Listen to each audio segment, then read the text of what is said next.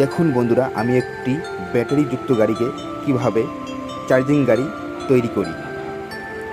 একটা পুরোনো জিও ব্যাটারি, একটা পুরোনো ছেঁড়া ডাটা কেবল, সেটাকে আমি গাড়ির যে প্লাস, ডাটা কেবলের প্লাস এবং জিও ব্যাটারি প্লাসের সঙ্গে এবং মাইনাসও ঠিক একই সঙ্গে লাগিয়ে দিলাম। বাস, তৈরি হয়ে গেল চার্জিং গাড়ি। এখন এই ডাটা কেবলের দিয়ে আমি চার্জ করব এবং গাড়িটি ব্যবহার করব। দেখুন।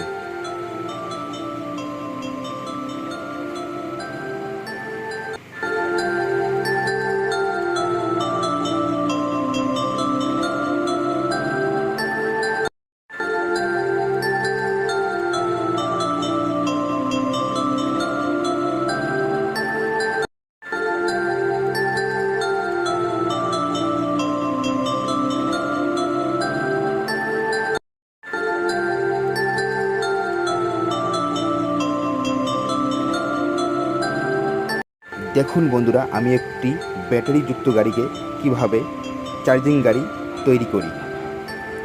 একটা পুরোনো জিও ব্যাটারি, একটা পুরোনো ছেঁড়া ডাটা কেবল, সেটাকে আমি গাড়ির যে প্লাস, ডাটা কেবলের প্লাস এবং জিও ব্যাটারি প্লাসের সঙ্গে এবং মাইনাসও ঠিক একই সঙ্গে লাগিয়ে দিলাম।